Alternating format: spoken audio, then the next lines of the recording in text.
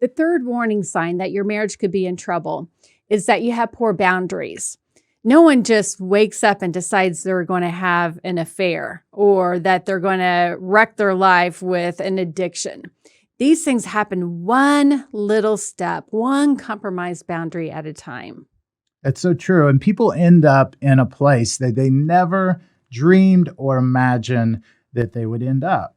A boundary simply is deciding what it is that's most important. What is this thing that I need and want to protect? And we build a fence around it and we keep ourselves far away from the edge. The recovery community actually really gets this whole principle really well.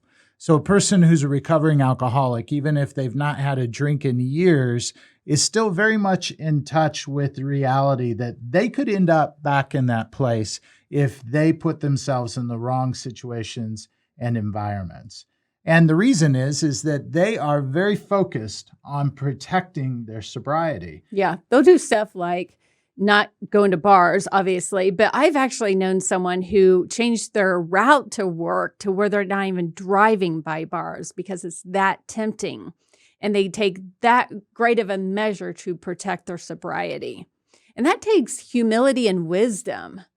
It does. And applying that to our relationship, it takes humility to basically say, you know what? I don't think anything would happen here, but I'm not going to do fill in the blank. I'm not going to have lunch with somebody of the opposite sex, for example, or whatever those boundaries you decide are. I'm going to keep myself far from those.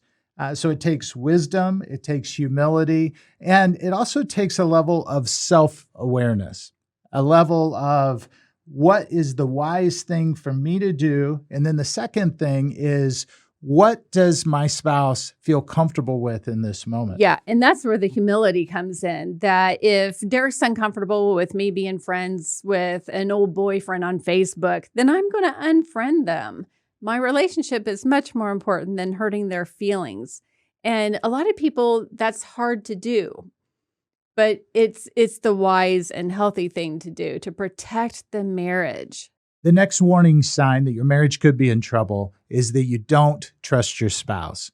And sometimes you don't trust your spouse because they've broken trust in the relationship.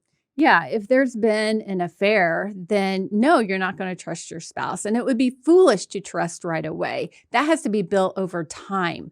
It takes time and consistency to rebuild that trust. And your spouse has to do things like if you're the betrayed partner and you need your spouse to check in with you 3 times a day, then your spouse needs to do that. That's a great point. If you are the one who betrayed your spouse, you're going to have to give up some of your rights for a while.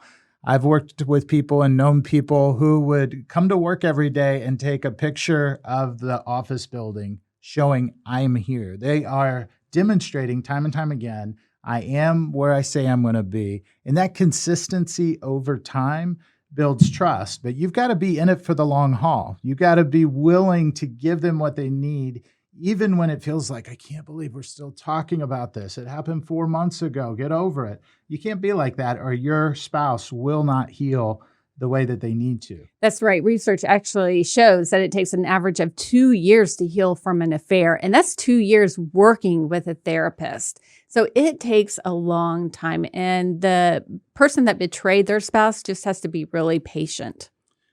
So sometimes we know that there's been a betrayal, but sometimes we just suspect that something's off. There are things that don't add up. And what do we do with those? What do we do when it just feels off? Yeah, like your spouse is on their phone and being secretive and hiding it and running to the bathroom when a phone call comes in, or they're working later and later at night. They're not sharing passwords. They change their passwords and they won't share them. Those are all big red flags. They are red flags. And I think there's 2 perhaps seemingly contradictory principles that you have to hold on to in this. The first is trust your gut. Oftentimes your intuition is correct. But the second idea that seems somewhat contradictory is hold those conclusions loosely. I always tell people to gather facts, check the facts, make sure what's going on really is going on because it may not be anything, but you need to check it out and not jump to conclusions. The other thing to do is let your spouse know that what they're doing makes you feel uncomfortable. So if they've changed their password and they're hiding their phone, let them know those things make me feel insecure and unsure and talk through those things. It's really important. And all of these things are going to build a foundation in your relationship that you really need to have the trust in your marriage that you want.